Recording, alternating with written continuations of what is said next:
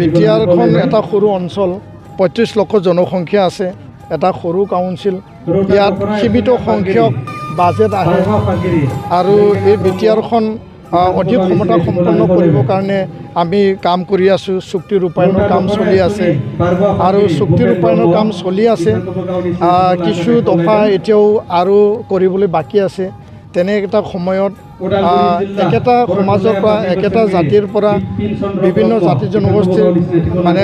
মানুহ লৈ পেলাই যদি আমি ক্ষুদ্ৰ ক্ষুদ্ৰ ৰাজনৈতিক দল বনাওঁ বা মানে যদি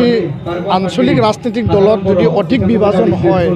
এই অধিক বিভাজনৰ যি এটা পৰিৱেশ পৰিস্থিতিয়ে আমাৰ মাজত এটা সংঘাত সৃষ্টি কৰিব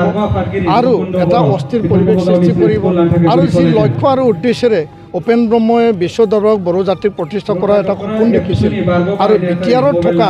সকলো জাতি জনগোষ্ঠী ভাষা ভাষী লোকক একেলগে এই অঞ্চলত এই কাউন্সিলৰ যোগেদি আগুৱাই নিয়াৰ যি এটা চিন্তা সেই চিন্তাত ক'তবা নহয় ক'তবা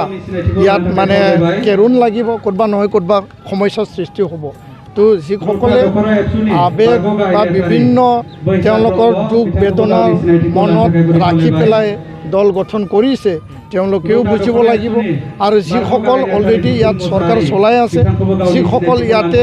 বিৰোধী মঞ্চত বহি পেলাই এই চৰকাৰখনৰ লগত আছে তেওঁলোকেও বুজিব লাগিব আৰু ইয়াৰ কাৰণে সকলোকে এটা ৰাস্তা এটা মঞ্চত আহি পেলাই আগবাঢ়ি যাব কাৰণে মোৰ কিন্তু আহ্বান থাকিব ৰাজনৈতিক দলসমূহে বিবেচনা কৰিব ৰাজনৈতিক দলবোৰে ইয়াৰ ওপৰত পৰ্যালোচনা কৰিব আমাৰ আহ্বান বিটিআৰ এতিয়া আগৰ বড়ো পৰিৱেশ নাই বিটিআৰত আগৰ নিচিনা যি এটা সংঘাত সংঘৰ্ষ এতিয়া নাই গুলী বাৰুদৰ পৰিৱেশ নাই ধন দাবী হত্যা হিংসা অপহৰণৰ পৰিৱেশ নাই বিটিআৰ এতিয়া শান্ত এটা সুস্থিৰ এটা শান্তি এটা বাতাবৰণেৰে এতিয়া আগুৱাই যাই আছে আৰু তেনে এটা পৰিৱেশত আমি সকলোৱে একেলগে সমন্বয় ভাতৃত্ববোধ বুজাবুজি একতাৰ মাজেদি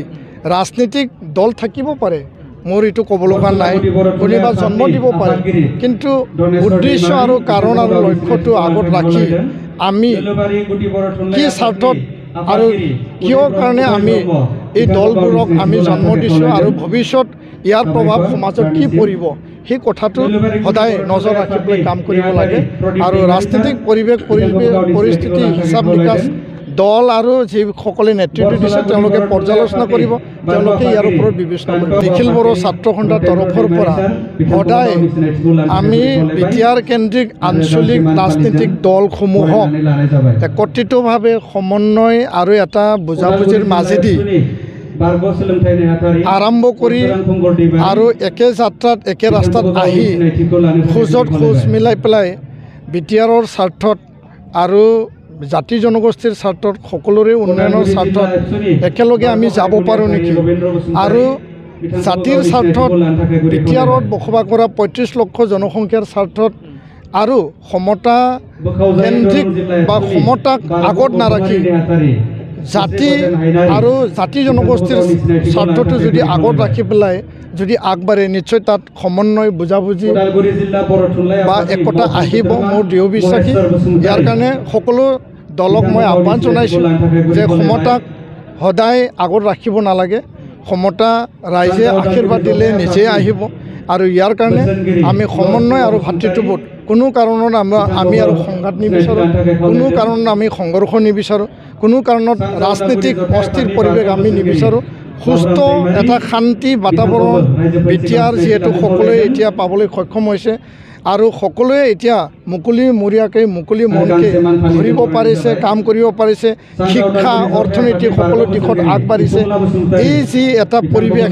সদায় চিৰযুগমীয়া কৰিব লাগে তাৰ কাৰণে বিটিআৰ কেন্দ্ৰিক আঞ্চলিক ৰাজনৈতিক দলসমূহ একত্ৰিতভাৱে